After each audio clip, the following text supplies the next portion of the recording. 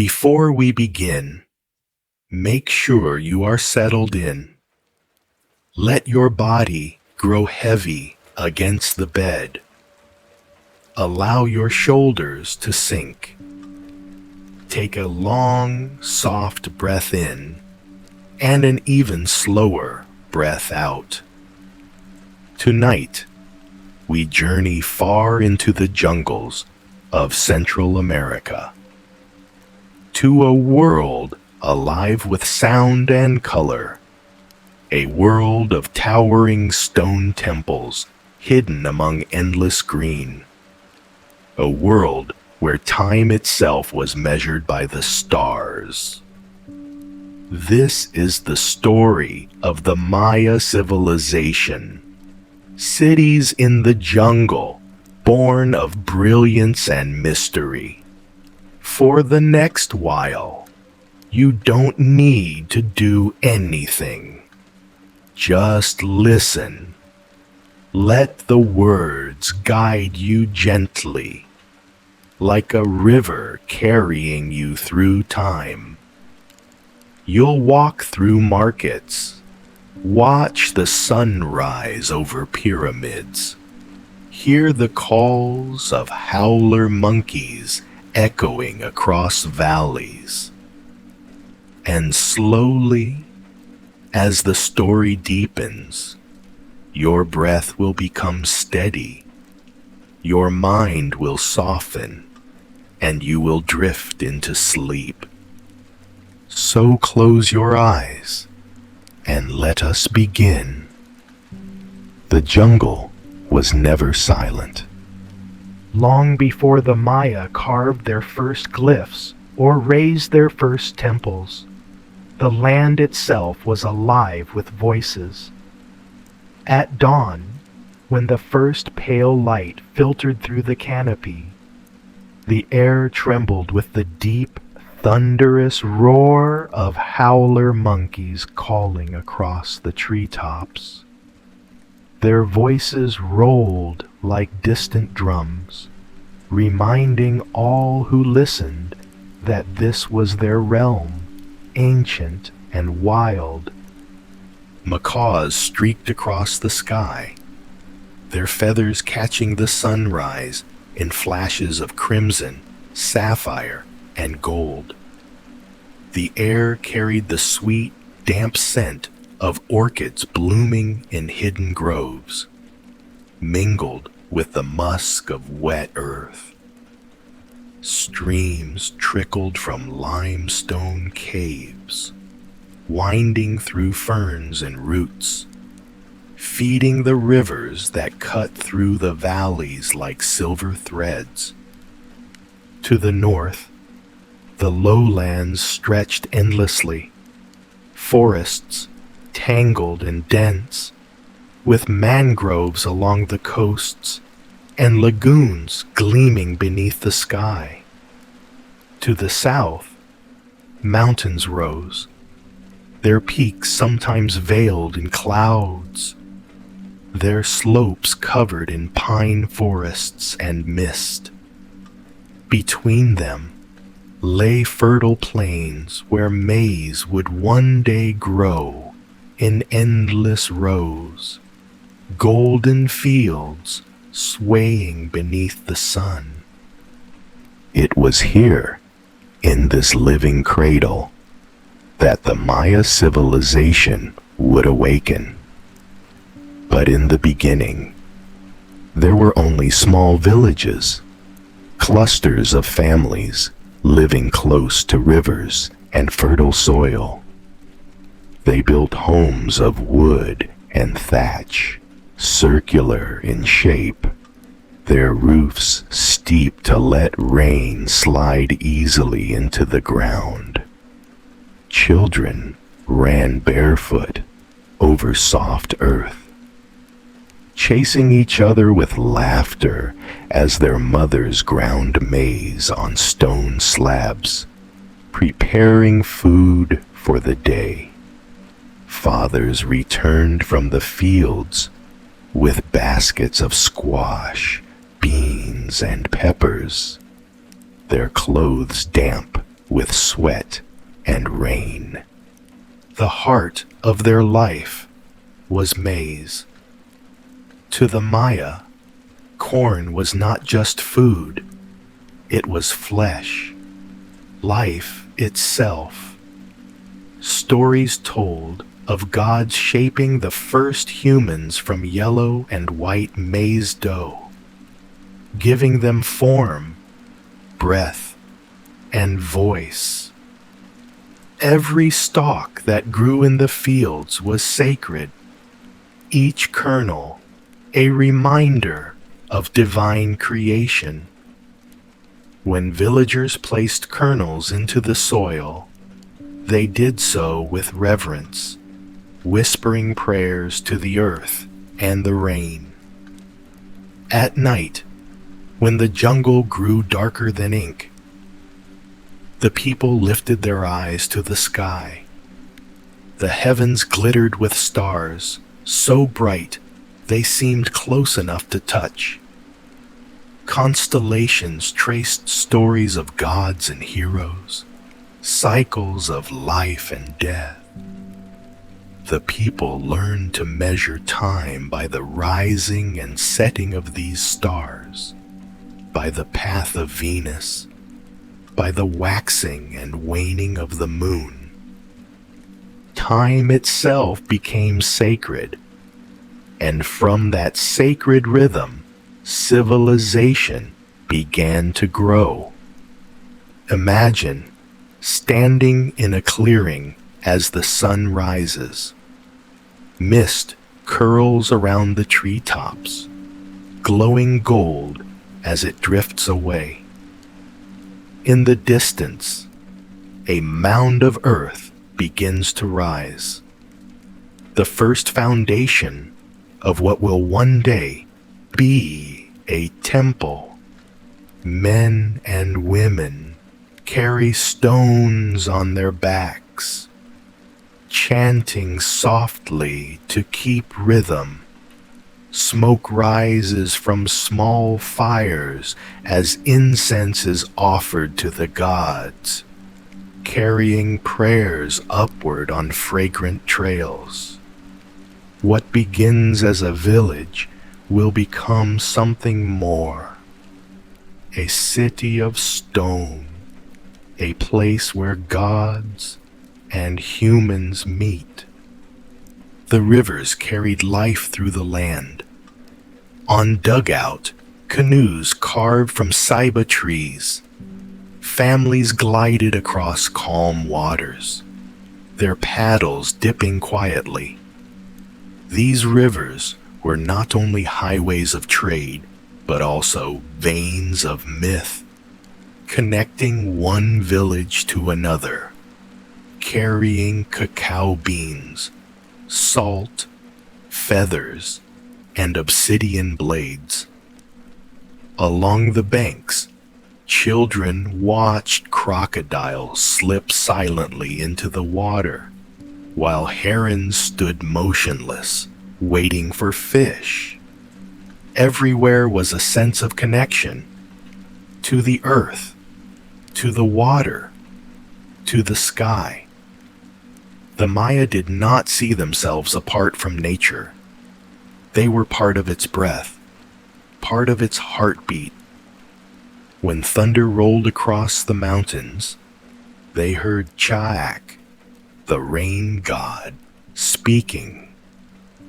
When the wind rushed through the leaves, it was the whisper of unseen spirits. Every bird call, every rustle, every shadow was alive with meaning. As centuries passed, these villages grew. Families multiplied, harvests flourished, and leaders emerged. Small mounds of stone became larger, rising above the treetops. Wooden shrines gave way to limestone temples, their steps leading upward like stairways to the heavens.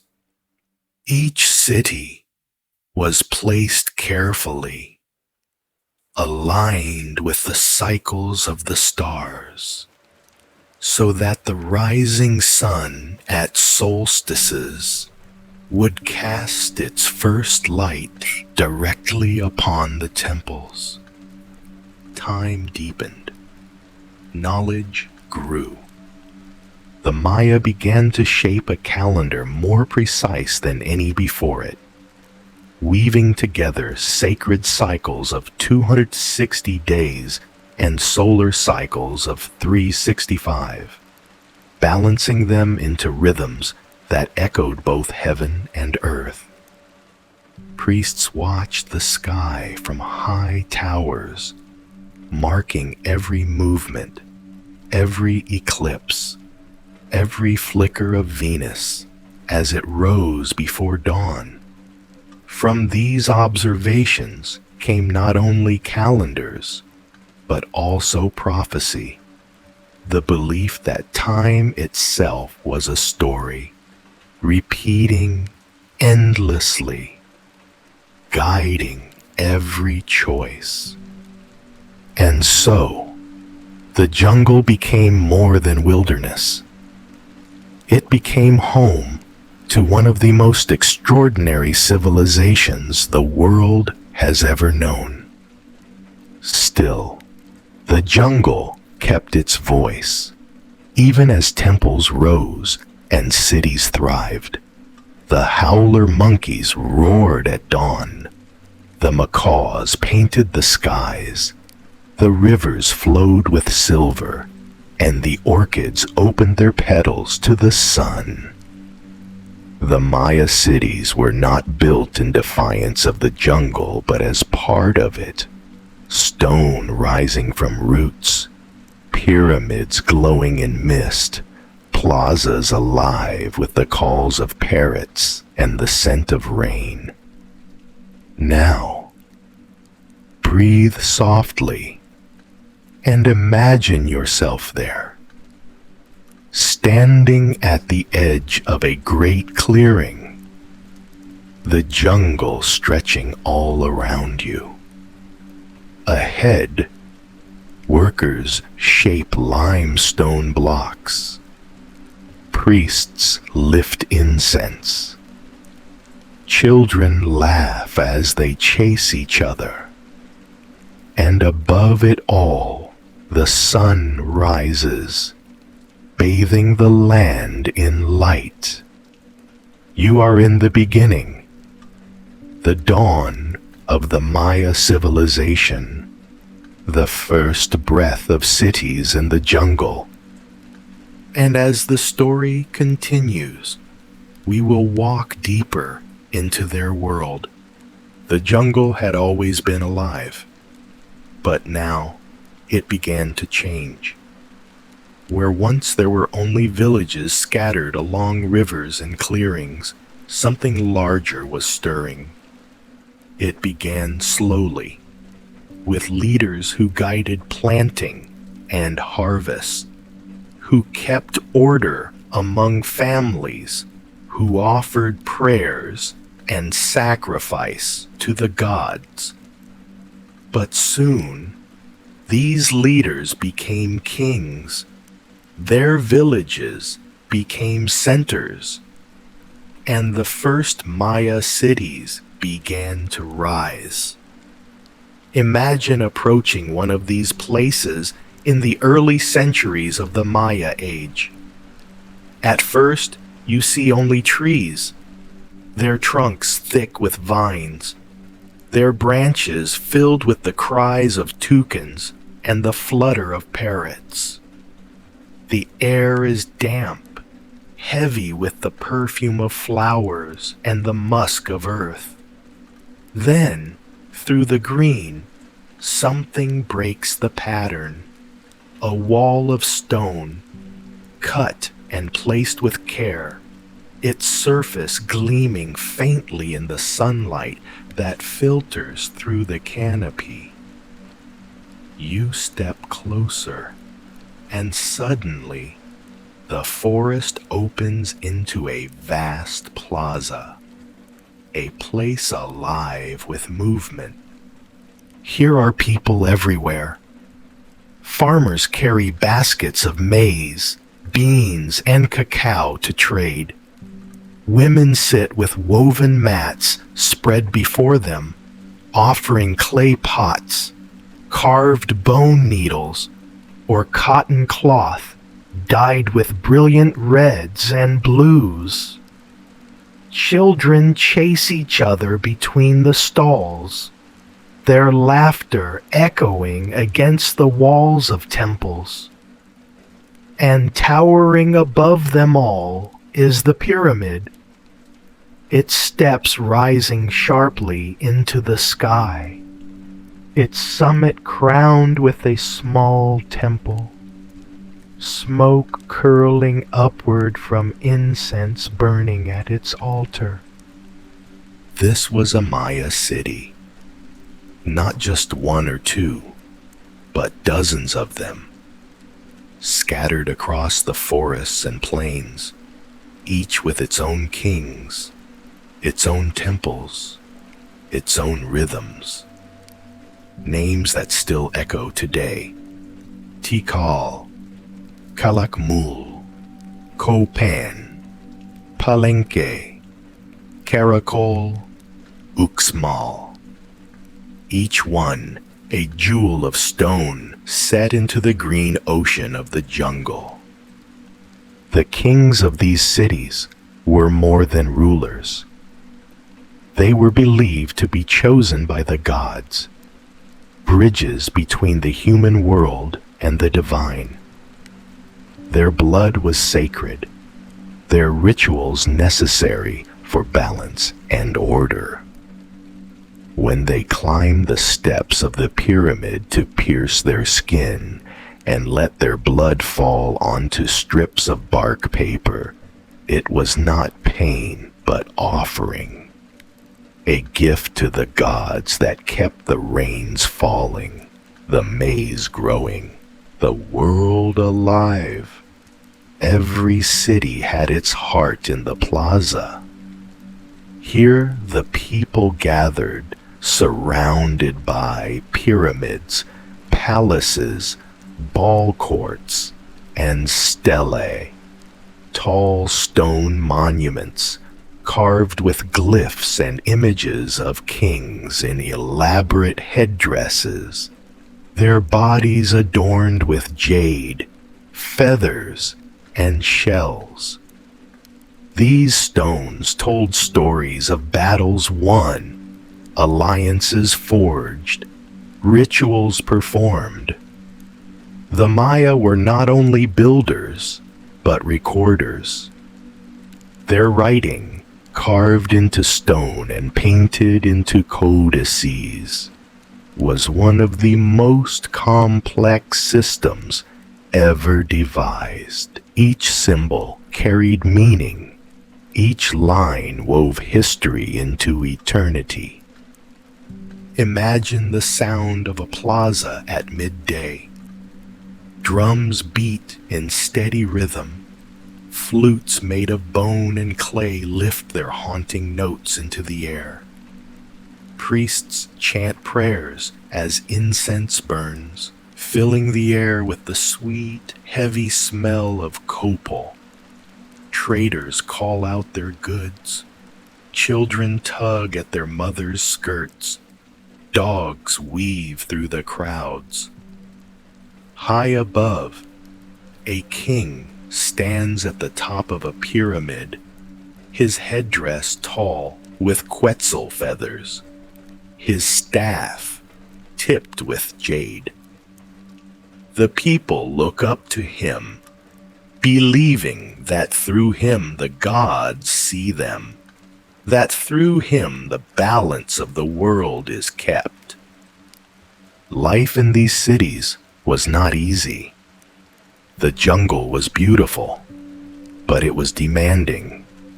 Farmers carved fields from the forest, practicing slash and burn agriculture, clearing space for maize, squash, beans, and cacao. They worked with stone tools, carrying water from reservoirs and rivers, their backs bent under the sun. But their work fed the cities, and the cities, in turn, offered protection, order, and the glory of belonging to something greater than a village. At night, the cities transformed. Torches flickered along the steps of pyramids, their flames bending in the breeze. The stars blazed above, clearer and brighter than anywhere else, and priests climbed high platforms to watch their movement. From their careful observations, they created calendars of extraordinary precision, predicting eclipses, charting the cycles of Venus, measuring the years with accuracy that astonishes us even today. For the Maya, time was not only measurement, it was divine order, a fabric that bound the world together. The ball courts of these cities were alive with ritual and sport.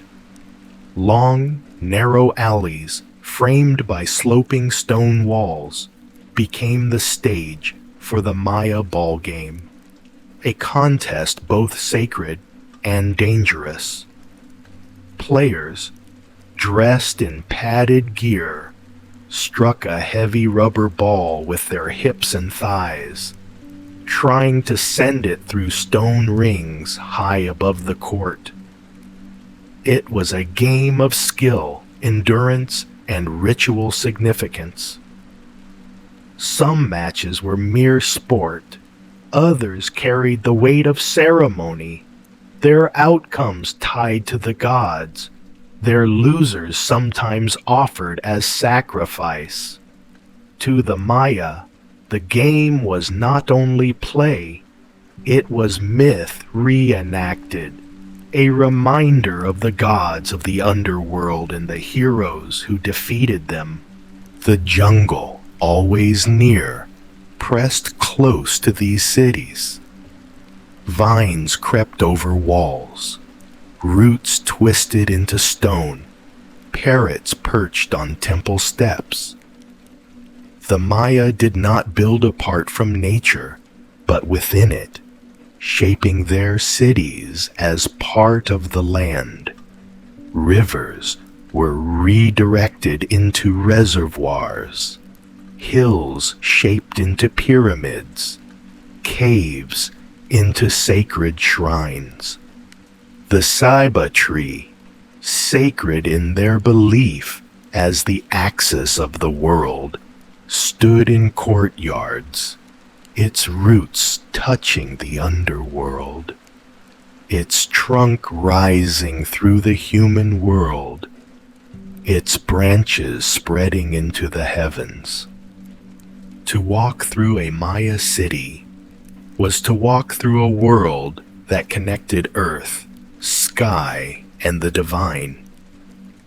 Each stone block was placed with intention, each plaza aligned with the rising and setting of the sun, each ritual echoing myths that told of creation, sacrifice, and rebirth.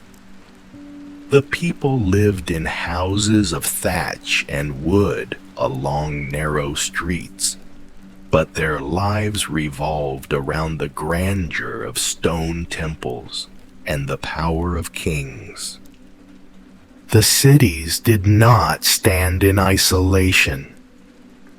They traded, warred, and allied with each other in a constant dance of rivalry and partnership.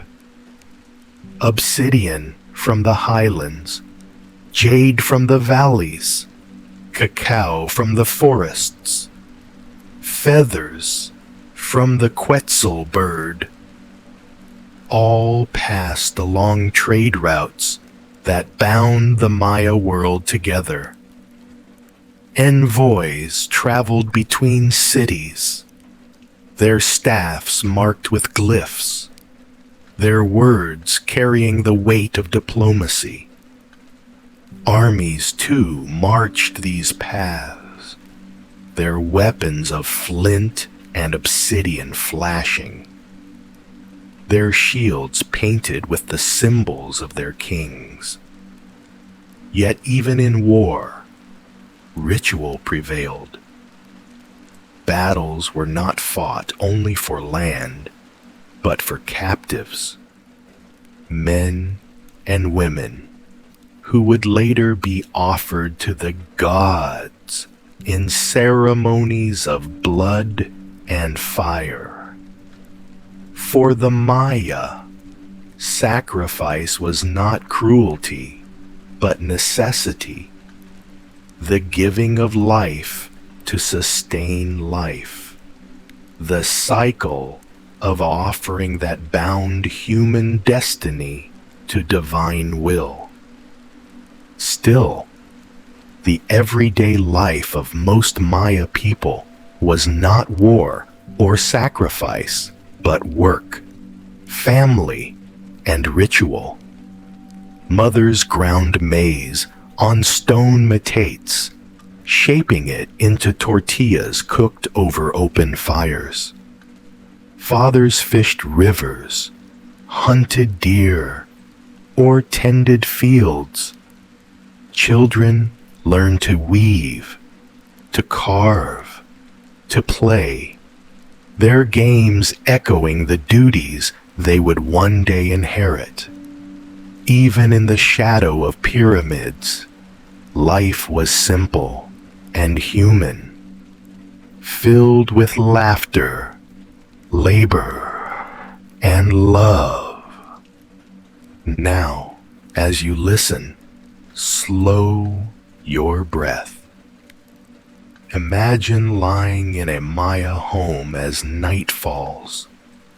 The air is warm, filled with the hum of insects and the distant call of night birds.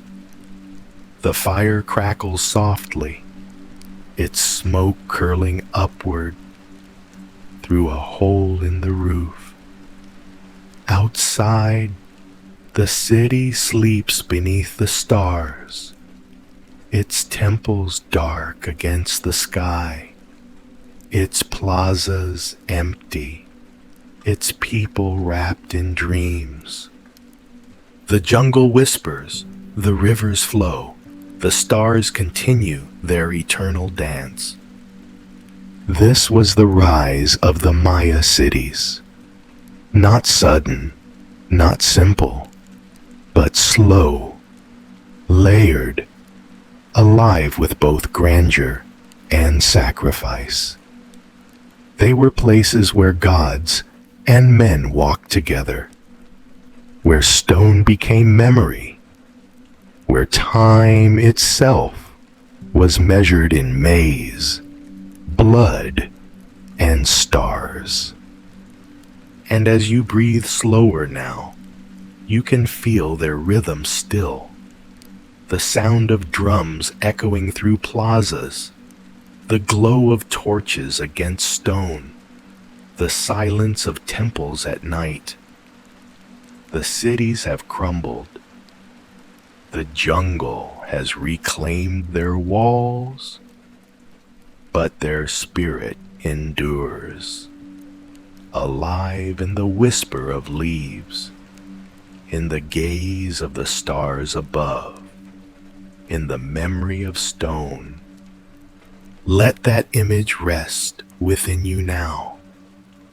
The city in the jungle, alive with voices, fading slowly into silence. The Maya world was never silent, even in its calmest hours, when the jungle slept beneath starlight and the winds moved only gently through the ceiba trees. There was always a rhythm, a heartbeat of drums, a murmur of chants, the crackle of fire before an altar. For in the world of the Maya, nothing was separate.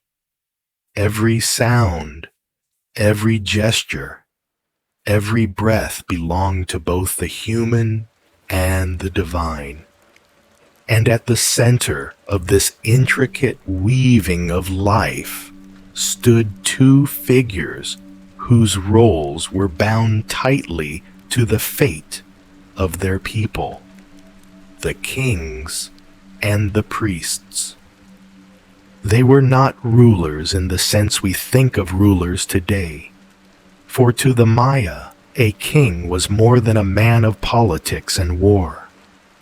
He was an axis of the cosmos, a living bridge between the earth and the gods. His very blood was sacred, carrying in it the essence of creation, the power to nourish the gods just as rain nourishes the maize. His coronation was not only a moment of triumph, but a ritual of rebirth. His body anointed, his lineage proclaimed, his duties bound not by choice, but by divine necessity. Imagine such a ceremony in the city of Tikal as dawn breaks over the jungle. The pyramids rise like mountains of stone, their steps glistening with dew.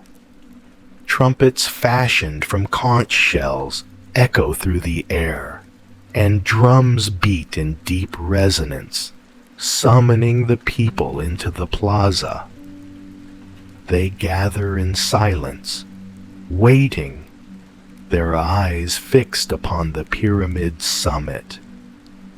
There, a priest emerges, robed in white, his headdress tall with feathers of the sacred Quetzal. He lifts his hands to the east, where the sun slowly rises, spilling gold over the treetops. And behind him comes the king, newly anointed, his face painted with cinnabar red, his body wrapped in cloth embroidered with jade and shells. He ascends the steps slowly, each movement deliberate, as though the stone itself recognizes the weight of his journey. At the top, before the temple, he kneels.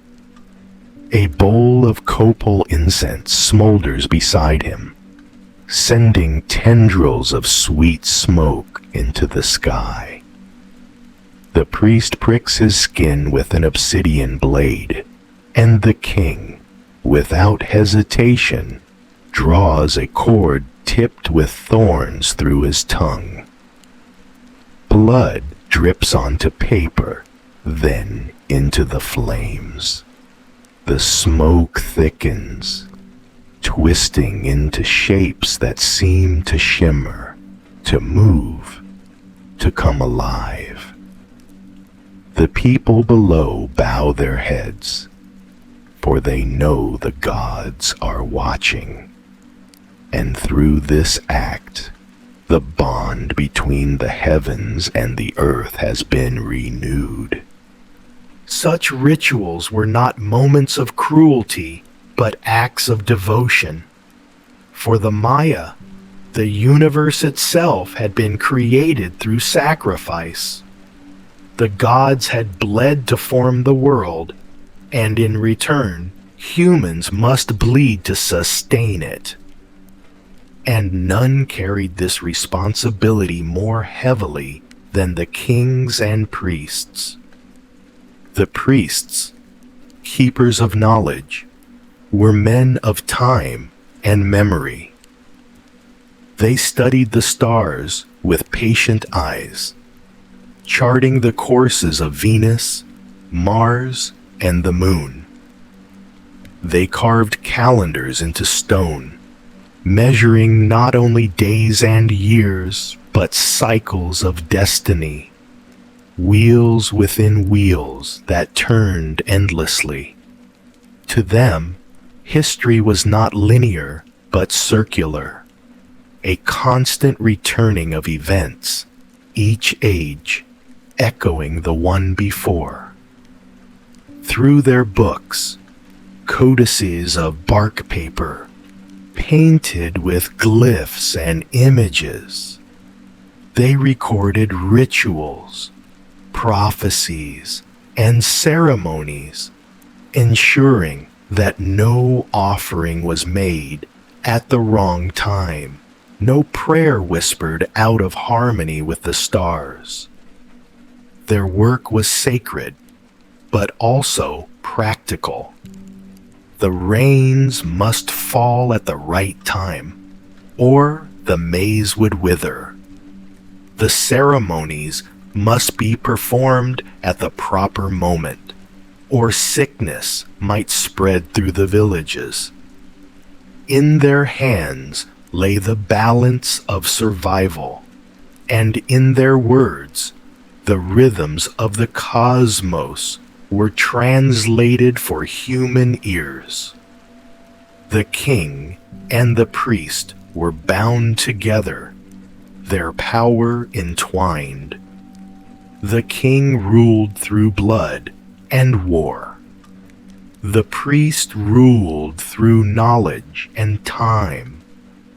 Without the priest, the king could not know when to wage battle, when to plant, when to sacrifice.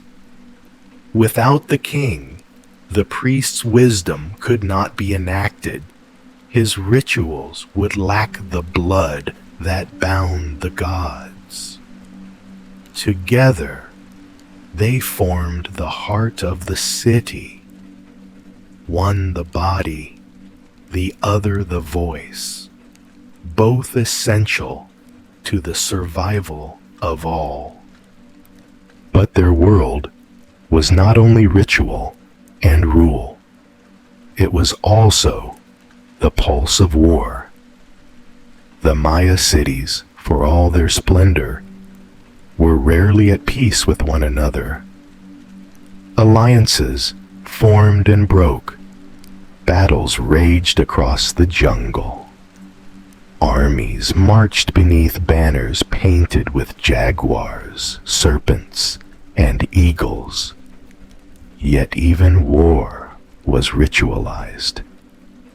Kings led their soldiers into battle, not only for land or tribute, but for captives. Prisoners were bound and brought back to the city, paraded through plazas, their fate sealed not by vengeance, but by the gods' hunger for sacrifice. One can imagine such a procession through the streets of Calakmul. Drums pound as soldiers return, their faces painted black and red, their bodies smeared with ash. Behind them march captives, hands bound, eyes cast downward. The people watch, not with cruelty, but with solemn reverence, for they know these men are destined for the gods. Later, in the shadow of a pyramid, the captives kneel before the altar, while priests lift knives of obsidian to the sky. Their blood, like that of kings, becomes a bridge, a gift, a sacrifice to sustain the turning of the world. Yet life was not only sacrifice. The plazas were alive with festivals, feasts, and dances. On days of celebration, the people painted their faces, adorned themselves with beads and feathers, and filled the air with music. Flutes sang high and sweet. Drums echoed like thunder, and dancers in jaguar skins leapt through the firelight, their shadows stretching across the stone walls.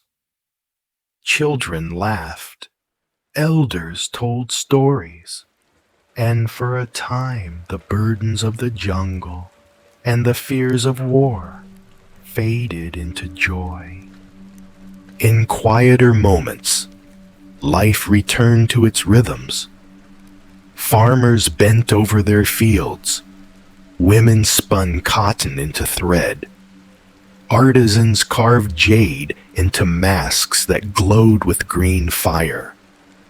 Scribes painted codices with brushes made from animal hair, dipping them into colors ground from plants and minerals.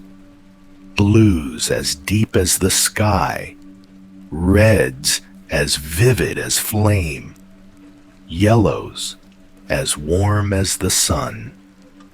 Each stroke of their brush preserved history, myth, and ceremony, weaving the human story into one that would endure even as cities crumbled. At night, when the torches burned low, the kings and priests did not rest easily. They gazed into the stars, listening for messages hidden in the heavens.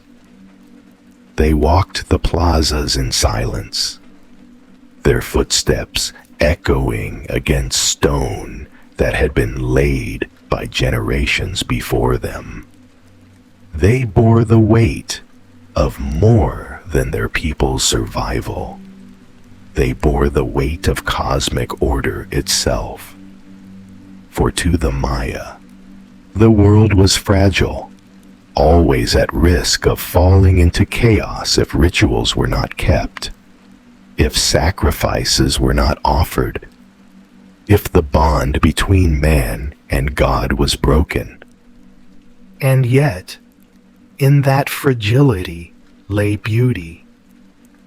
To live in the age of kings and priests was to live in a world where every moment mattered. Every sunrise was sacred, every harvest a miracle, every breath part of the eternal cycle of creation. The cities thrived because their people believed not only in power, but in purpose. They built with stone not only for shelter, but for memory, so that long after their voices faded, their temples would stand as silent prayers carved into the skin of the earth. Now, as you rest and listen, imagine standing in the great plaza of Palenque as night falls. The temples loom high, their steps steep, their tops crowned with shrines. The jungle hums around you, alive with crickets and the distant roar of a jaguar. Torches flicker, casting golden light upon stone carvings that tell stories of kings long past. You breathe in the scent of copal incense, heavy and sweet, curling into the star-filled sky, and in that moment, you feel the presence of those who came before, the kings who gave their blood, the priests who marked the stars, the people who built with their hands and dreams. The age of kings and priests was an age of balance, fragile, beautiful, demanding, sacred. It was an age where life and death, power and sacrifice, time and eternity were threads of the same tapestry. And though the cities would one day fall, though the jungle would reclaim their plazas and temples, the memory of this age endures, not only in stone, but in the rhythm of the earth itself. Let that rhythm settle within you now. The steady beat of drums slowing into silence, the flicker of torches dimming into night, the voices of priests fading into whispers. Breathe slowly. Feel the weight of history not as burden, but as comfort. For in the story of the Maya, you are cradled by the same cycle of earth and sky, of human effort and divine mystery. The kings have gone, the priests have gone, but the stars remain, and the stones remain, and in their endurance lies the same peace you now feel, the peace of belonging to something eternal. And as you drift deeper, the city grows quiet. The plazas empty, the torches fade. Only the sound of your breath remains steady and calm as the jungle wraps the city in sleep. The Maya believed that the universe was a grand and fragile weave, each thread bound to another, each pattern repeating in cycles so vast that to human eyes it seemed eternal. To understand their civilization, one must step into the way they saw time itself, not as a straight path, beginning and ending, but as a circle, turning again and again, like the sun that rises, sets, and returns each morning. For them, time was alive. It breathed, it spoke, it guided, and no people on earth studied its rhythms more carefully or wove their lives more closely to its pulse than the Maya. Picture a night deep in the jungle. The air is cool, heavy with the scent of wet earth and flowers that open only under starlight. High above, the heavens stretch like an endless black sea, scattered with stars so bright they seem to shimmer with a heartbeat of their own. A lone priest climbs the steep stairs of an observatory at Uxmal. He carries no torch, for the light of fire would blind his eyes to the heavens. Instead, he raises his gaze to the sky, his body still, his breath slow, as if he were part of the silence itself. He watches Venus, brilliant and steady, rising above the horizon. To the untrained eye, it is a star among many. But to him, it is a god, a messenger, a sign whose movement tells of wars to come, of rituals that must be performed, of destinies waiting to unfold. For the Maya, the stars were not distant lights, but voices of the gods. They recorded the paths of the planets with a precision that astonishes even modern astronomers. They knew the cycle of Venus to the very day, charting its disappearances and reappearances, understanding that its brilliance was tied to the rhythm of life and death, war and peace.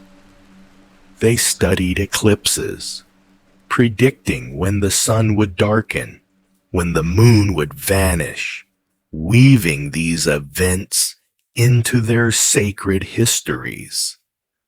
Each celestial event was not merely observed, but experienced as a moment when the veil between the human and divine grew thin. Their cities themselves were aligned to the heavens. Temples rose not at random, but in harmony with the stars. At Chichen Itza, the Great Pyramid of El Castillo stands as more than stone. It is a calendar carved into earth. On the equinox, when the sun sets, its light strikes the pyramid in such a way that shadows ripple down the stairway, forming the body of a serpent that seems to descend from the temple's summit. The people gathered in awe, for to them this was not illusion, but revelation. The god Kukulkan, the feathered serpent, coming to earth to bless the land, to remind them that time itself was sacred. The priests, keepers of this cosmic knowledge, guarded it with care. In their hands were codices filled with glyphs and painted symbols, books of bark paper that held the secrets of the calendar, the prophecies of the gods, the cycles of destiny. With these tools, they did more than count days. They shaped the very rhythm of life. A farmer knew when to plant his maize not by the turning of seasons alone, but by the priest's reading of the heavens. A king chose when to wage war, not by ambition alone, but by the priest's interpretation of Venus. Births were marked with dates that determined destiny. A child born on one day might be fated to be a warrior, while one born on another destined for wisdom, artistry, or priesthood. Their calendar system was a marvel, both intricate and vast. They kept not one calendar, but several, intertwined like threads in a tapestry. There was the Hab, the solar calendar of 365 days, marking the cycle of the sun and the seasons. There was the Tzolkin, the sacred calendar of 260 days, a rhythm of ritual and prophecy believed to mirror the cycle of human gestation, tying the body itself to the flow of time. Together, the Hab and the Tzolkin interlocked, forming the calendar round, a repeating cycle of 52 years, after which events were thought to echo and return. But beyond these, the Maya kept an even deeper reckoning. The long count, a calendar not of years or centuries, but of ages. They saw history in spans of thousands of years, measuring from a mythical beginning when the gods had set the world in motion. To them, the world we live in now was not the first, nor would it be the last. Ages rise, ages fall, and each is marked by cycles of creation and destruction, rebirth and renewal. Imagine what it meant to live in such a world where your every action, every breath, was part of a vast cosmic rhythm. To wake in the morning was not simply to rise with the sun, but to take your place in a pattern written before you were born. To plant a seed was not simply to grow food, but to participate in the renewal of life that the gods themselves had once enacted. To offer blood upon the altar was not cruelty, but necessity, a gift to the divine forces that held the universe together. In the plazas, the people gathered to hear the proclamations of the priests. They spoke of the movements of stars, of the cycles of the moon, of days of power and days of rest. Sometimes their words were filled with hope, a prophecy of rains to nourish the maize, a sign of peace on the horizon. Other times, their voices carried warning, a vision of drought, a cycle that foretold war, an omen of eclipse. The people listened, for they knew that these were not simply forecasts, but truths woven into the very fabric of existence. And through it all, the kings stood beside the priests, bound to their wisdom. For a king could not rule without the blessing of the cosmos. To wage war on the wrong day was to invite disaster. To crown a successor without the right omens was to risk the wrath of the gods. The king's power was not his own, but borrowed, entrusted to him only so long as he aligned himself with the cycles of time.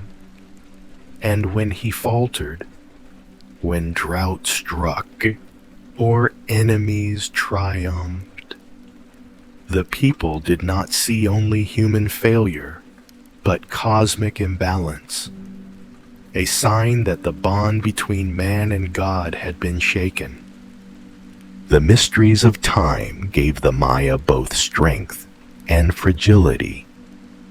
They built with stone as though to defy eternity. Yet they lived with the awareness that even eternity had cycles, that even the greatest cities might fall and rise again. Their world was filled with awe, but also with anxiety. For to them, the turning of time was not always gentle. It could bring abundance, but it could also bring destruction. And so they lived carefully, reverently, weaving their lives to the beat of drums that echoed the heartbeat of the earth, the rhythm of the stars. At night, when the last torch burned low, the people looked upward. Children gazed at constellations shaped like jaguars and serpents, learning stories of how the gods had placed them in the sky. Farmers prayed to the Pleiades for rain. Kings and priests traced Venus across the horizon, knowing that its brilliance would one day fade and return, just as all things must. The heavens were a mirror, And in that mirror, the Maya saw themselves, fragile, fleeting, yet also eternal, part of a cycle without end. Now, as you listen, imagine lying beneath that same sky. The jungle hums around you, filled with the chorus of frogs and insects, the distant cry of a night bird. The stars shine so brightly that they seem close enough to touch. The air is warm, carrying the scent of copal incense that drifts from a nearby altar. You close your eyes and you feel it. The slow turning of the earth, the gentle cycle of time, the eternal rhythm that carries you deeper into rest. For the Maya, the mysteries of time and the stars were not puzzles to be solved, but songs to be sung, rhythms to be lived. And in their songs, in their rhythms, they found both meaning and peace. As you drift into stillness now, let their wisdom cradle you. Time is not a line, but a circle. The stars do not vanish, they return. And in the silence of night, you too are part of that endless return. When the great cities of the Maya were alive with color and sound, daily life flowed like the rhythm of the jungle that surrounded them.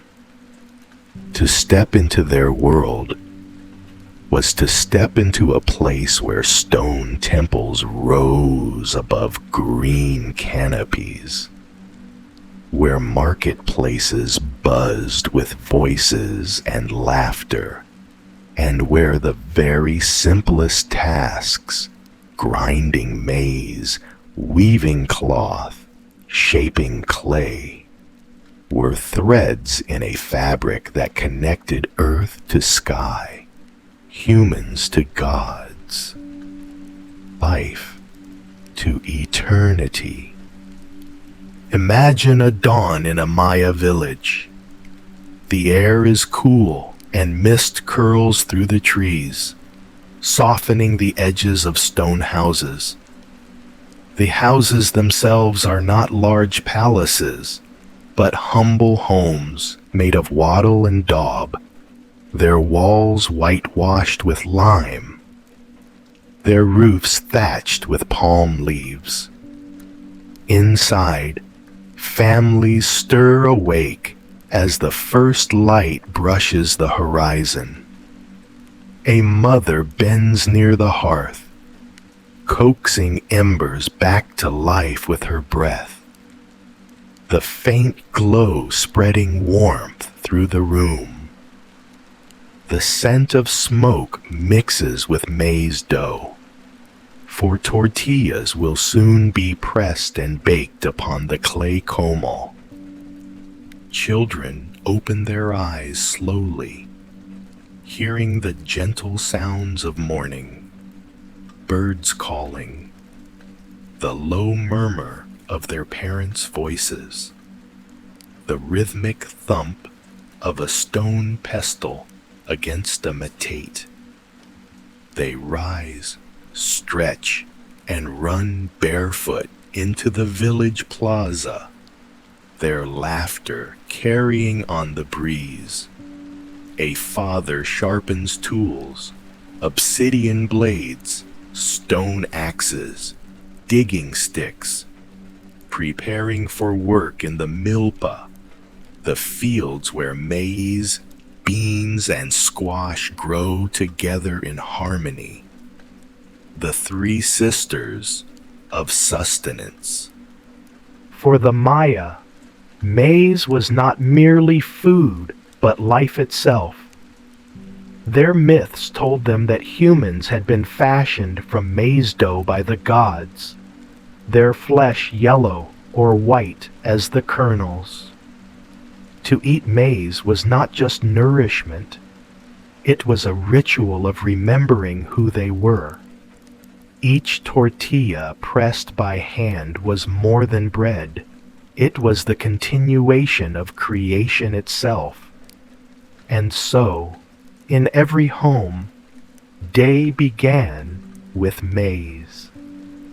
The grinding of kernels into flour was a daily devotion, performed mostly by women, their arms moving rhythmically, their voices often raised in song, as stone met stone in the age-old labor of feeding life. As the sun lifted higher, the village stirred with activity. Farmers carried baskets and tools, their steps light as they set out for the fields.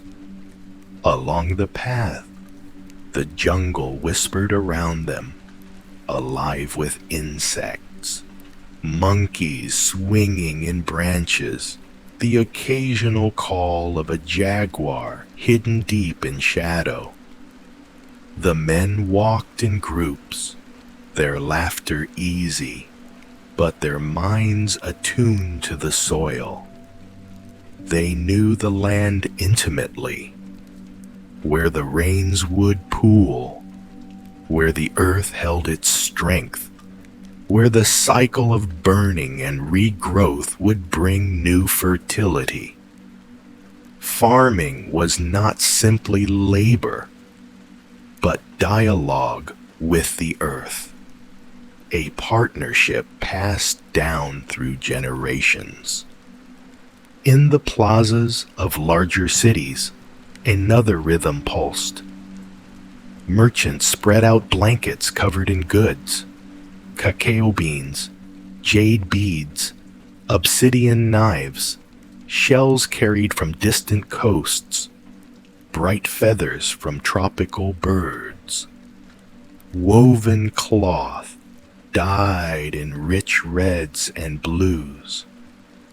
The air was filled with chatter, bargaining, the clink of goods exchanged.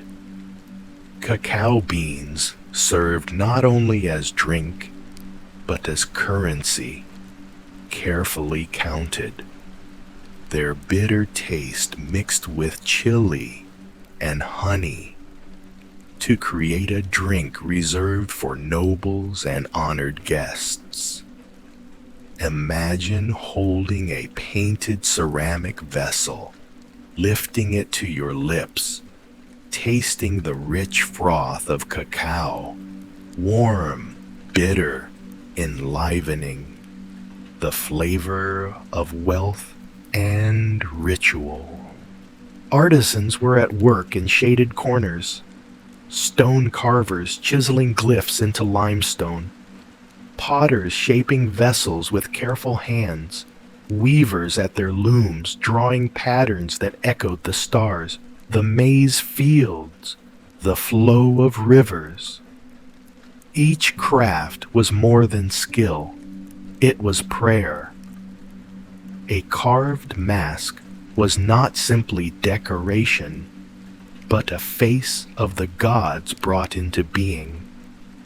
A woven cloth was not merely clothing, but a symbol of lineage, each thread carrying meaning, each pattern a story told without words. Children, meanwhile, played among it all. They chased balls made of rubber, tossing them back and forth, mimicking the great ball games played in stone courts. They splashed at riverbanks, their voices rising like bird song, or followed their mothers into the marketplace, wide-eyed at the colors and smells. Some carried small bundles of firewood, learning responsibility from an early age. Others sat beside their fathers, learning to chip stone, or beside their mothers, learning to weave. Childhood in the Maya world was not idle. It was preparation, gentle and steady, for a life that would carry them deeper into the fabric of the community. As midday came, the sun burned bright and the world slowed. Farmers returned from the fields to eat beneath the shade of trees. Tortillas, beans, chili, perhaps some roasted squash. Simple meals, yet sacred. They sat together. Families gathered. The bond of kinship as vital as food. Conversation was low and steady. Stories told of ancestors, of gods, of lessons carried from elders. The people lived not only in their present moment, but within the memory of those who had come before, and within the hope of those yet to come. In the cities, nobles dined on richer fare. Turkey, deer, fish brought from coasts, all seasoned with herbs and spices. Their meals were often followed by cacao, served in tall, painted vessels. These meals were not only nourishment, but ceremony, affirmations of status and power, of the delicate balance that bound ruler, priest, and people together. Religion flowed through daily life as naturally as breath. At small household shrines, families offered incense, flowers, or food to the gods. In city temples, priests performed rituals that bound the human world to the divine.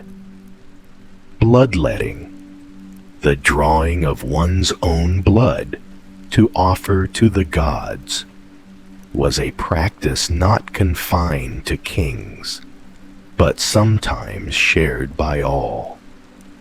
A reminder that life itself was a gift continually renewed through sacrifice.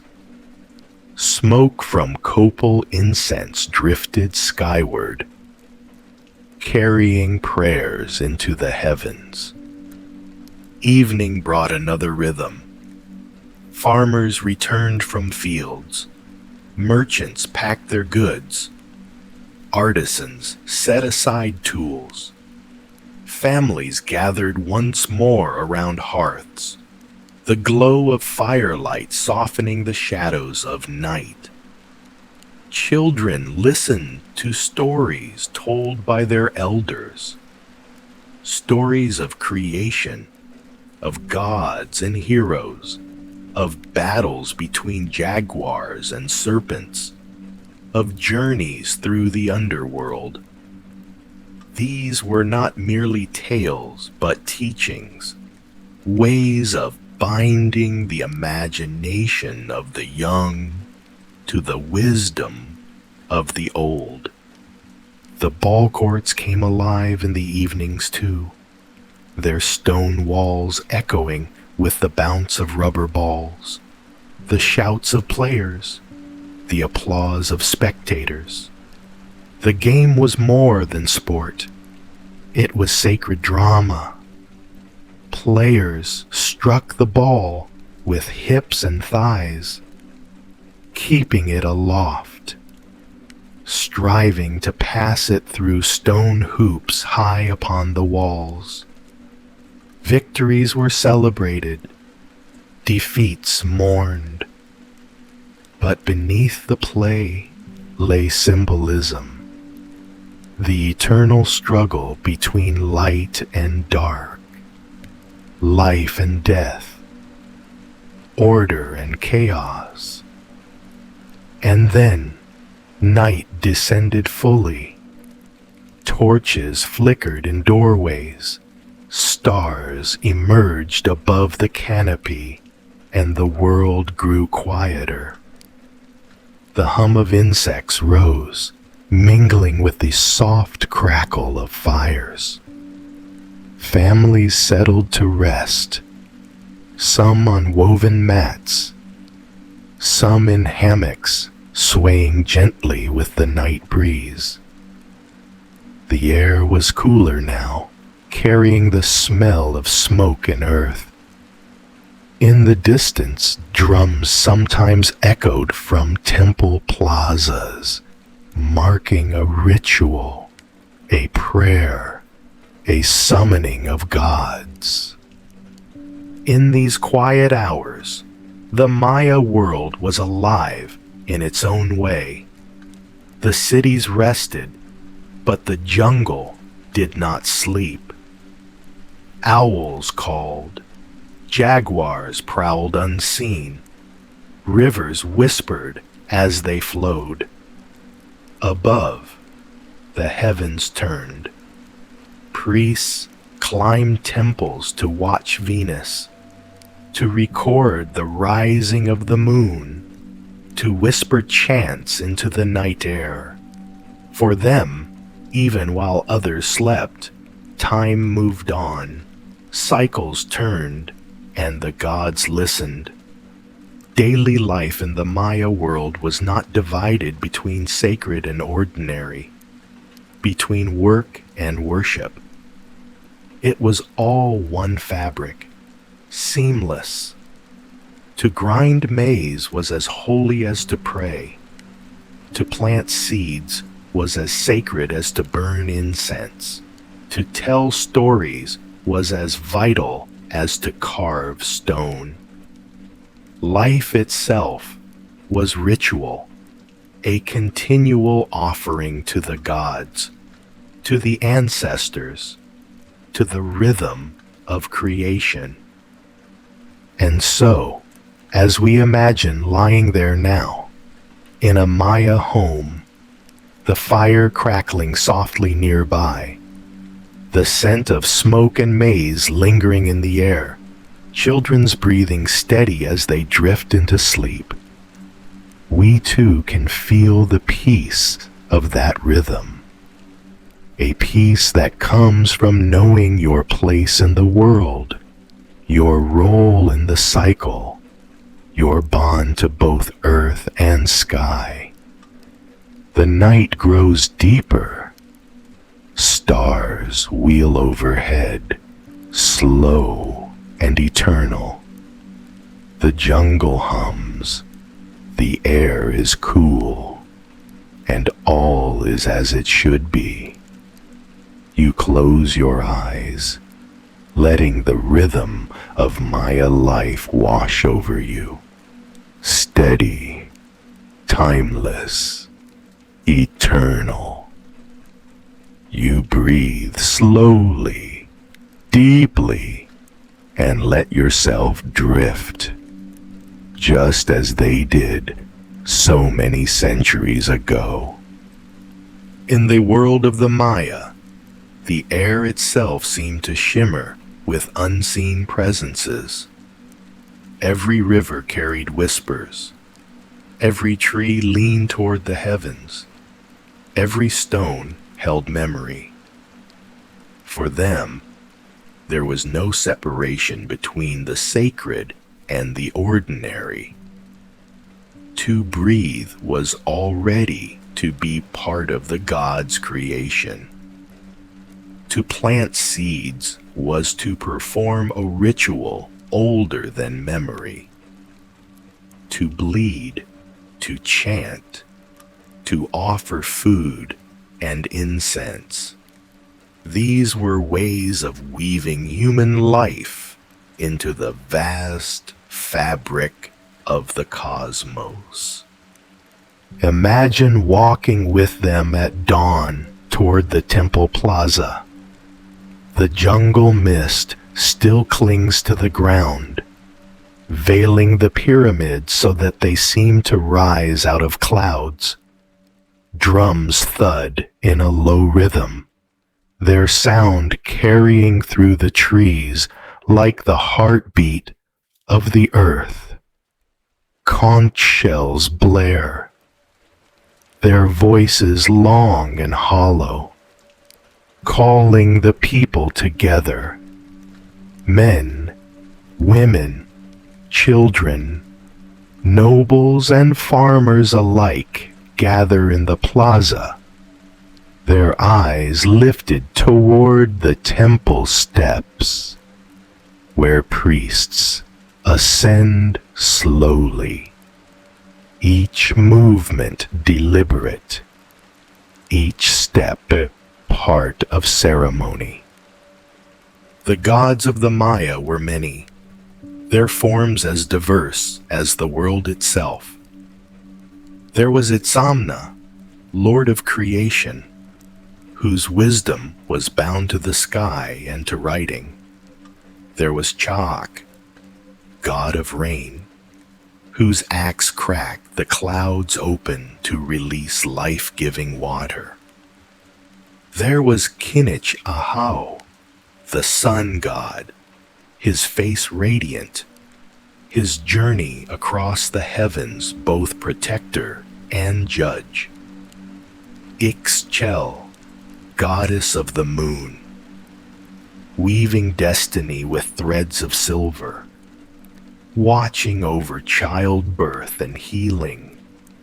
Beneath them all lay the maize god, ever dying, ever rising, the embodiment of life's fragile and eternal cycle.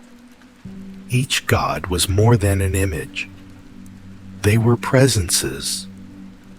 Their faces appeared in clouds, in rivers, in animals, in stone carvings, and painted codices. The Maya did not simply believe in gods. They lived among them. When rain fell, Chaak had struck the sky. When maize sprouted, the maize god had returned. When the sun rose, Kinich Ahau had opened his eyes. And yet, to keep the balance of this world, humans had to play their part. The gods had created humanity, but they had also asked for nourishment in return. Not just prayers, not just incense, but life itself. The Maya believed that the world was continually sustained through offerings, that human blood was the most sacred food the gods could receive. And so, rituals of bloodletting lay at the very center of their devotion. Picture the scene in a temple court. A noble kneels, a cord of thorns drawn slowly across his tongue, drops of blood falling onto bark paper. The paper is gathered, burned, and its smoke rises into the sky, curling, shimmering, carrying essence upward.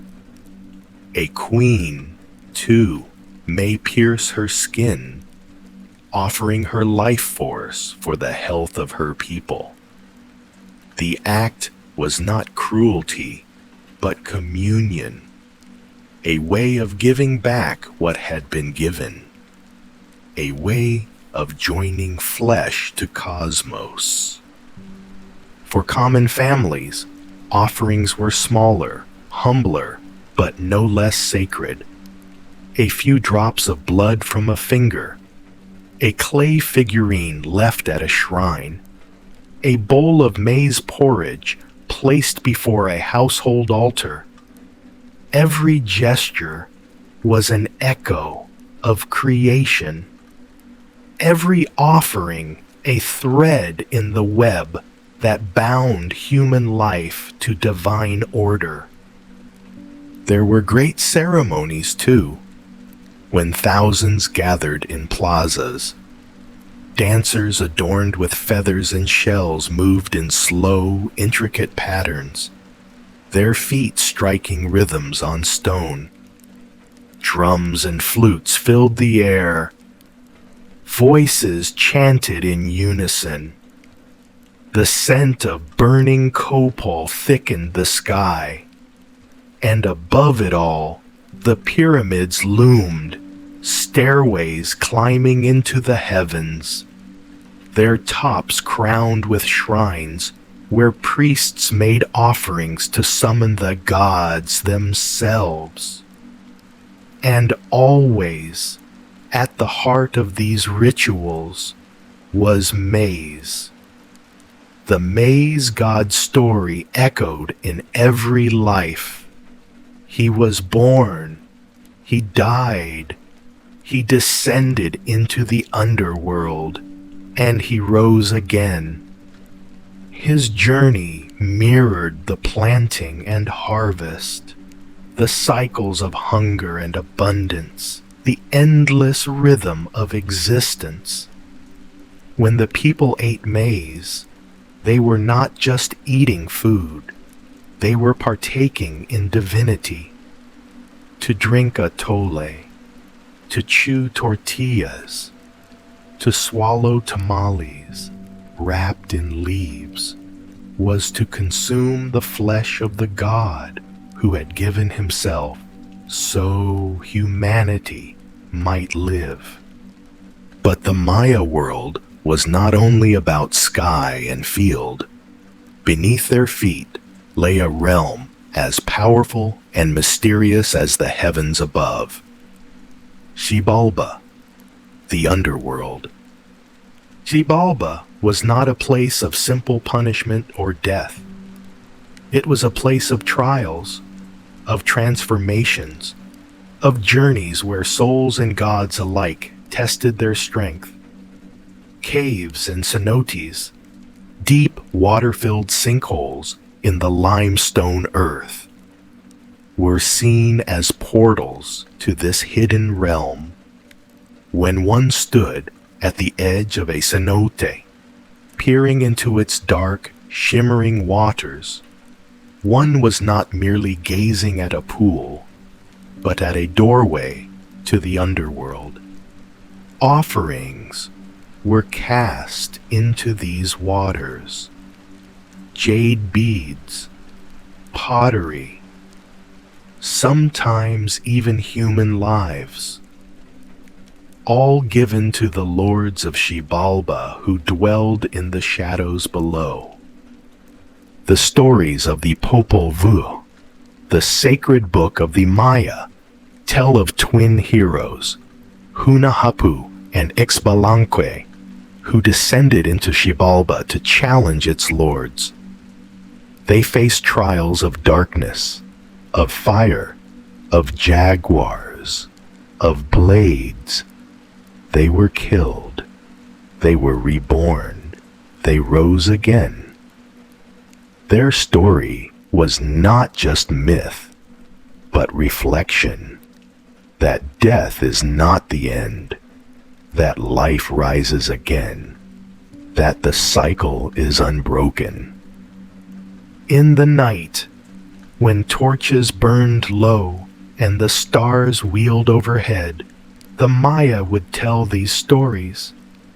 Children listened wide-eyed to tales of the hero twins, of battles fought in shadowed halls, of gods who tricked and were tricked in turn. These stories were not frightening, but reassuring. They taught that even in darkness, light endured, that even in death, life could bloom again. Priests, scholars, kings, all lived by these truths. When they pierced their flesh, when they burned incense, when they climbed the high pyramids to watch the heavens, They were not only serving gods, but aligning themselves with cosmic rhythm. For the Maya, ritual was not superstition, but science.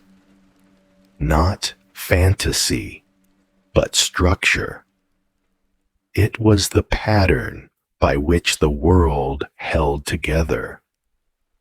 The plazas were sometimes filled with grandeur, yet most rituals were quiet. A mother offering food at a household shrine. A farmer whispering thanks to the earth as he planted seeds. A child dropping a flower into a pool, watching it float on dark waters. In every gesture was reverence. In every gesture was connection.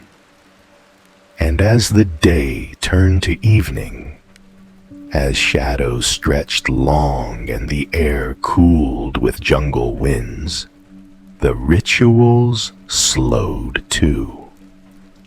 The great drums ceased their thunder.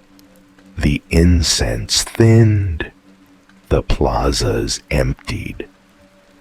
Priests remained upon temple steps, their voices soft now, chanting into the night, calling to gods whose ears were keen even in silence. Imagine lying on a mat within a Maya home as these sounds drift in the distance. The air is cool, the fire burns low, the smell of copal lingers faintly, and the stars shine bright beyond the thatched roof. The chants are like lullabies, slow and steady, words rolling like waves, carrying you toward sleep. The Maya world was built not on walls or armies, not on wealth or conquest, but on the steady weaving of life into myth, of ritual into breath. Their world was one where nothing was only itself. A kernel of maize was God. A cave was the doorway to eternity. A drop of blood was the lifeblood of creation itself. And so, as you close your eyes now, you can feel that rhythm softening within you. You breathe slowly as they breathed. You rest as they rested. You lie upon the earth, and the earth lies beneath you, eternal, carrying you gently as it carried them. The stars wheel slowly overhead. The jungle sings in soft chorus. The torches gutter low in distant temples. And the gods, patient and eternal, watch quietly as you drift into dreams. The jungle, eternal and restless, has always been both cradle and conqueror. For centuries, it embraced the Maya, sheltering their cities in green arms, feeding them with fertile soils, cloaking them in mist and rain. But the jungle could also take back what it gave. And as the centuries rolled forward, the mighty cities of the Maya began to fade. Their plazas silent, their temples swallowed by roots and vines. It did not happen in one sudden collapse, not in one great fire or war that ended all. It was slower, quieter, a fading like twilight after sunset, when the light still lingers but grows weaker with each breath. Between the 9th and 10th centuries, across the great lowlands of the Maya, something shifted. Cities that had thrived for centuries, Palenque, Copan, Calakmul, Tikal, began to falter. At first, the changes were subtle. Farmers noticed that the rains no longer came as they once had. The skies grew uncertain, bringing seasons of drought, then floods that washed away what had survived. The maize fields struggled, and with them, the hearts of the people. For maize was not just food, it was life, identity, soul. When the maize withered, so too did the promise of abundance. Within the cities, rulers sought answers. Priests climbed the pyramids, watching the heavens, searching the stars for signs of favor or warning. Rituals grew larger, sacrifices more desperate. Fires burned in the plazas, smoke rose thick into the air, and the people gathered, watching, waiting, hoping. Yet even as offerings were made, the droughts returned, the rivers shrank, the wells dried. In times of plenty, the Maya cities were bound together by trade, by roads, by alliances. But in times of scarcity, old rivalries sharpened. Cities turned upon each other. Armies marched through the jungle, torching villages, raiding for captives, pressing for tribute. The wall of green that had once protected became a maze of war. The drums that once echoed with festival thundered instead with battle. And still, the people endured. They rebuilt fields, dug reservoirs, carved terraces into hillsides. For a time, resilience carried them. Yet the weight of centuries pressed hard. Overcrowding in cities strained resources. Disease spread more easily in crowded plazas and narrow homes. The kings, once seen as divine mediators between people and gods, seemed less powerful when the rains refused their prayers. The people, once certain of their rulers' favor with the gods, began to question. One by one, cities emptied, not always with violence, not always with despair. Sometimes it was simply a slow migration, families leaving their ancestral homes in search of water, of fertile fields, of safer lands. Stone temples stood empty, their steps echoing only with the patter of rain and the scampering of animals.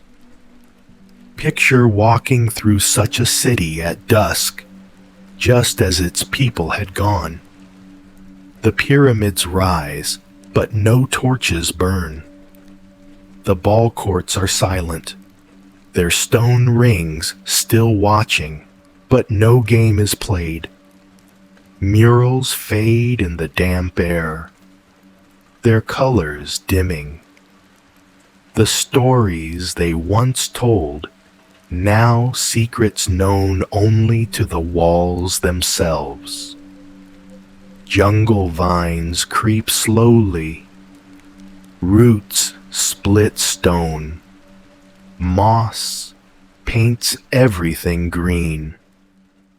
The air is heavy with the scent of earth reclaiming, and yet the Maya people did not vanish. This is the truth often lost in the telling.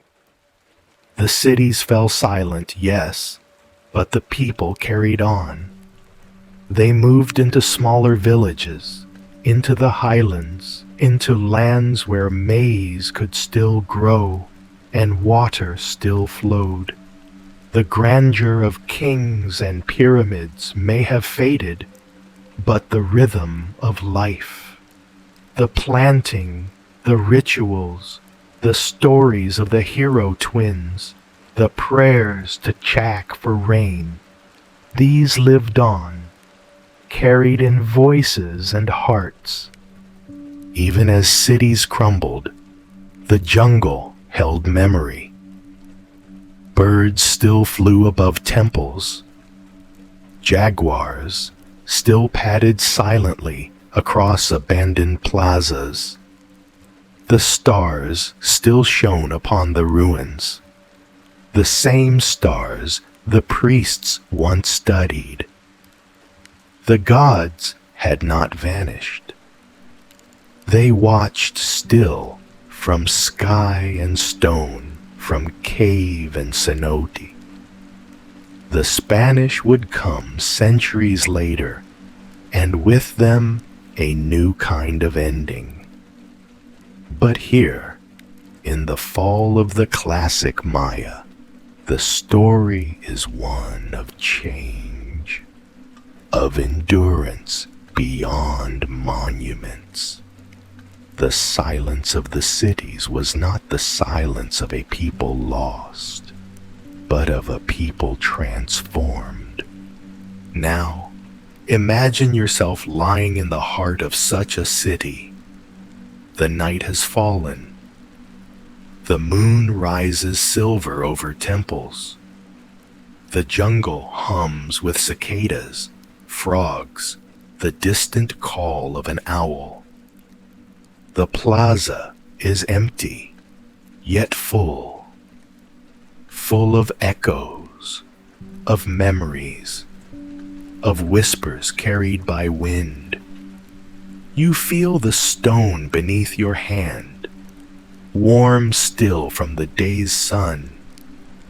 You close your eyes, and you can almost hear them, the voices of farmers, of children laughing, of priests chanting, of drums once beating. The city is not dead, it dreams. And as you rest here, you feel that dream soften into your own.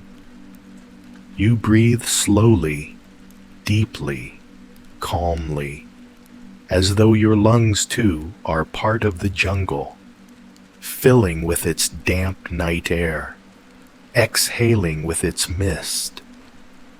You let your body sink like stone, like earth, steady and unmoving. The fall of the Maya cities is not tragedy. It is transformation. Like leaves that fall to feed the soil, like rivers that dry only to rise again with rain, so too the cities gave way so that life might take new forms. And in this rhythm, in this cycle, there is peace. The night grows quieter. The stars wheel slowly overhead. The temples stand still, their steps worn but steady, their tops brushing the heavens. The jungle sings a lullaby of rustling leaves, of whispering streams, of night creatures calling. And you, listening, feel sleep approach like a gentle tide. The Maya cities have fallen into silence, and now, so may you. Chapter 8: Legacy and Eternal Echoes of the Maya. The jungle breathes. Always it breathes. A slow exhalation of mist in the morning. A quiet inhalation of shadows at night. Within its green embrace, the Maya cities once rose, flourished, and fell. Yet their story did not end when their plazas emptied, when their temples grew quiet, when roots wrapped their stones. The story of the Maya lingers still, in memory, in language, in the rhythm of life carried forward through centuries. When you think of the Maya, perhaps you picture ruins, vast pyramids reaching into the sky, their steps softened by time. You may imagine Tikal, its temples like fingers of stone rising above the forest canopy, where parrots dash through the air and monkeys swing between branches. You may picture Chichen Itza, where the temple of Kukulkan still stands, its stairways casting shadows in perfect alignment with the equinox sun. You may see Palenque, half hidden by jungle, its carvings whispering of kings and gods. These ruins remain, not as relics only, but as voices still speaking. For the Maya never vanished. Their descendants live today in Guatemala, Belize, Mexico, Honduras, El Salvador. Millions still speak the Mayan languages, still weave with patterns of ancient meaning, still plant maize with rituals taught by ancestors. The heartbeat of the Maya continues, quiet but steady, woven into the present. The legacy is written also in the stars, for the Maya mapped the heavens with such precision that their calendars remain a marvel. They counted days not as numbers only, but as living forces, each day carrying its own spirit, its own energy.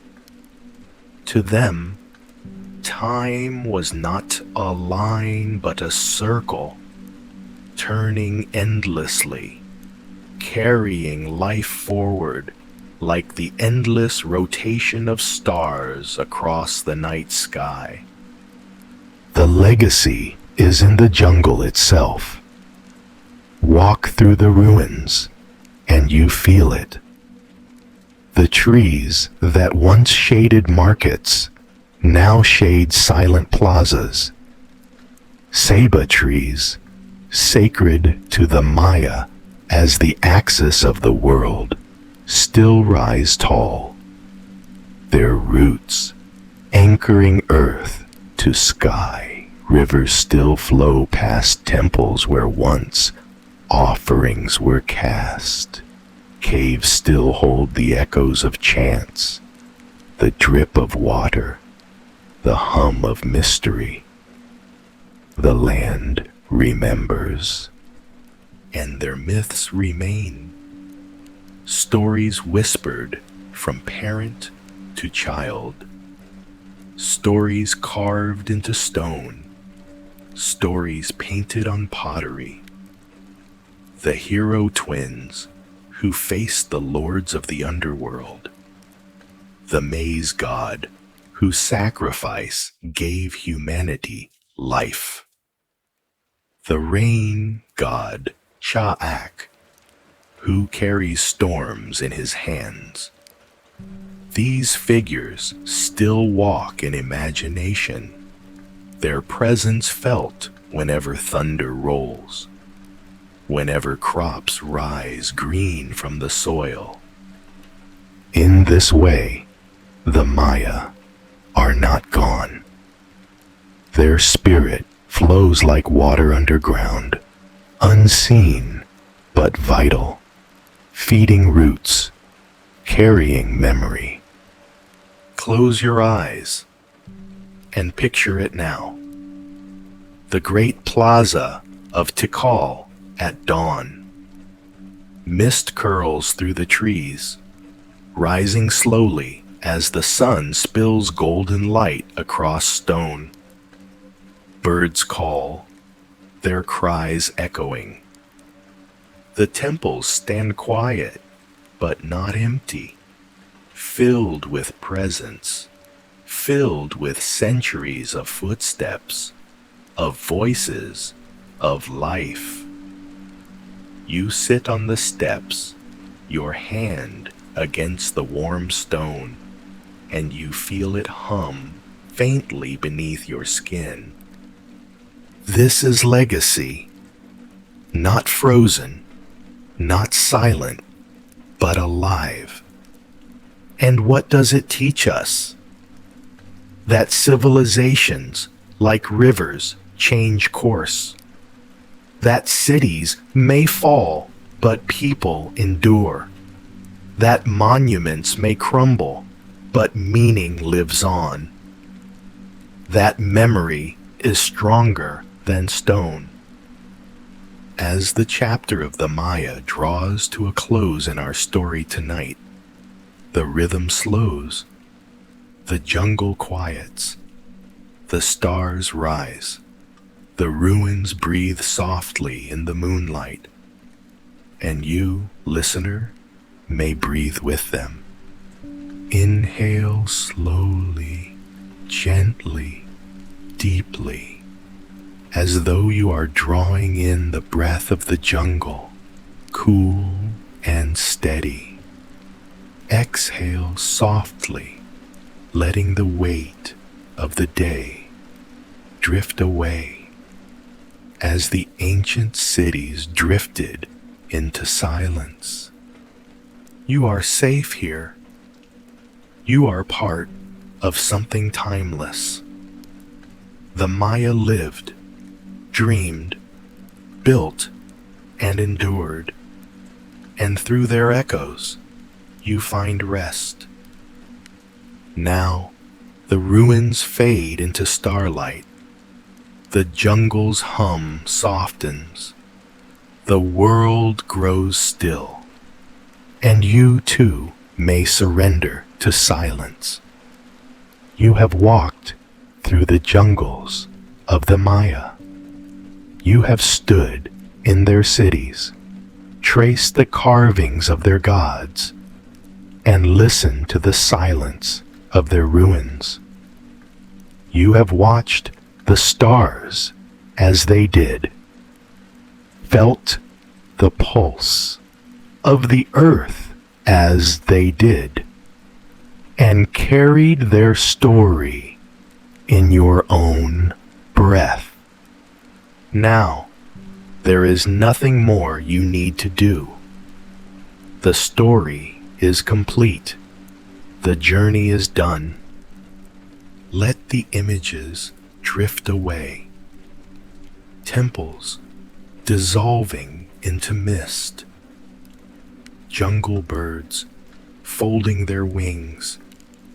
Stars glowing softly above the horizon. All that remains is stillness. Breathe in slowly.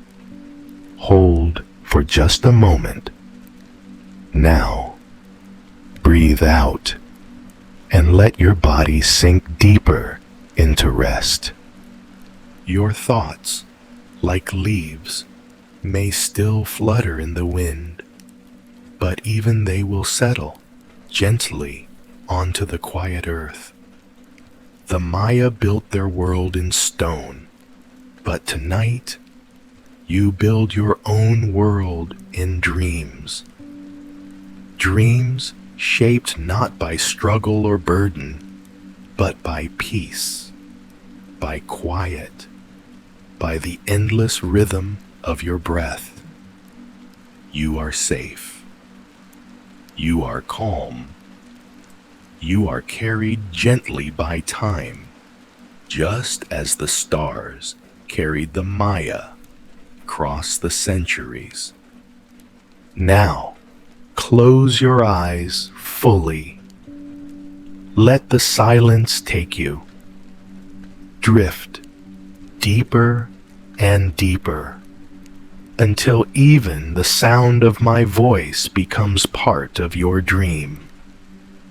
The story is over, but your rest has just begun. Good night.